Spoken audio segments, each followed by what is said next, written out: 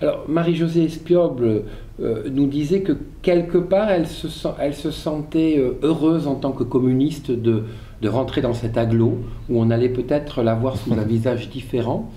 Est-ce que vous pensez que les agglos ont ça de bon, c'est-à-dire de pouvoir faire travailler ensemble finalement des maires qui politiquement pourraient être opposés, qui n'ont pas les mêmes idées sur la politique nationale notamment, et qui, comme dans une famille, font qu'on a besoin les uns des autres et on apprend à se connaître et à se respecter encore plus que quand on est chacun sous son clocher? Absolument, on va au-delà de ces partis politiques. Jean Grenet le soulignait, puisqu'avec l'arrivée des socialistes à Anglette, ça avait modifié des choses. Il a surtout souligné que ça n'avait absolument pas modifié la qualité du travail et des relations qu'il entretient avec les élus d'Anglois. Moi, personnellement, je ne fais pas particulièrement de politique. C'est une question d'homme, une question de projet, de communauté. Alors ça paraît un peu idyllique de le dire comme ça, mais j'y crois particulièrement. On découvre tout simplement, donc peut-être rendez-vous dans un an pour vous dire plus précisément comment ça se passe. On va parler du CIASIM.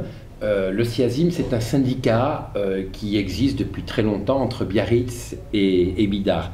Alors, il s'est un peu médiatisé ces derniers temps grâce à vous, parce qu'il y a la fameuse affaire de la sculpture dite de Borotra, où vous avez indiqué que vous n'aviez pas l'intention de la cofinancer, mais on ne va pas revenir sur ce projet qui a été longuement débattu dans la presse. Mais dans le CIASIM, Bidart apporte à peu près 20% du financement de tout ce qui peut se faire dans cette zone-là.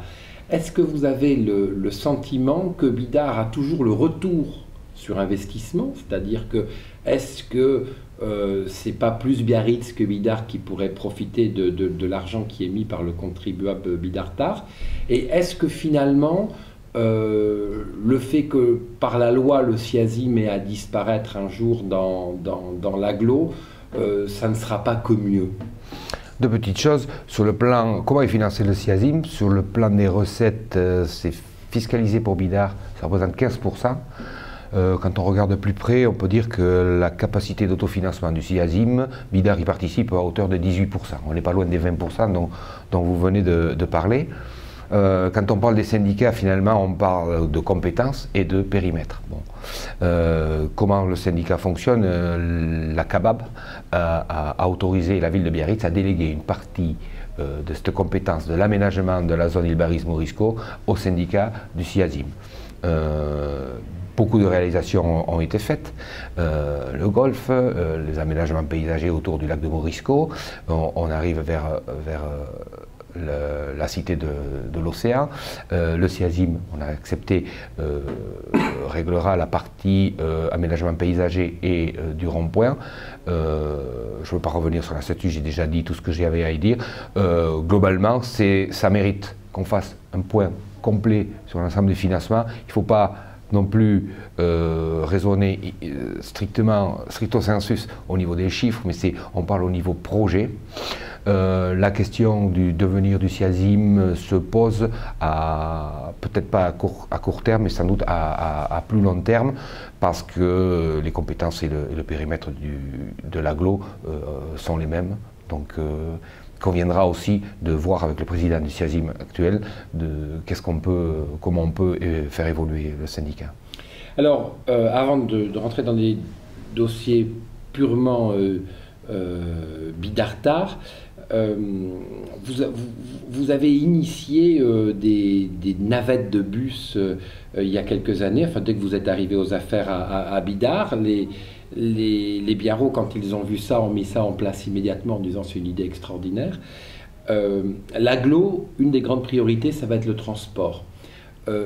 Est-ce que ça va être une chance historique pour Bidart de pouvoir avoir une multitude de transports en commun qui, quelque part, va ramener la position de Bidart à toujours un village un peu à la campagne au bord de mer, mais où on pourra aller à Bayonne, aller à Biarritz, aller jusqu'à Boucau sans utiliser sa voiture? Est-ce que ce qui va être mis en place au niveau transport en commun dans le cœur de l'agglo va aller jusqu'à Bidart, et est-ce que vous allez être particulièrement vigilant sur ce dossier?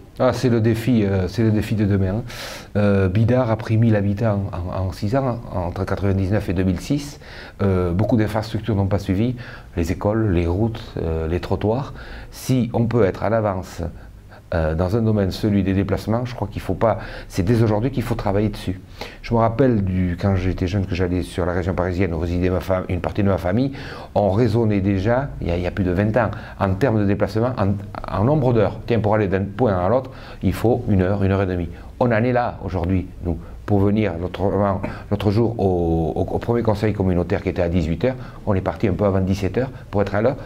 Tout était bloqué. Bien, ça c'est le constat. Comment on fait pour que ça se débloque? Je crois que ça ne peut pas passer que par les transports en commun.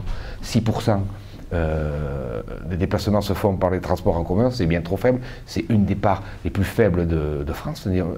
Et je crois qu'il faut qu'on y arrive. Alors, ça veut dire bousculer les mentalités. Puis 3 choses.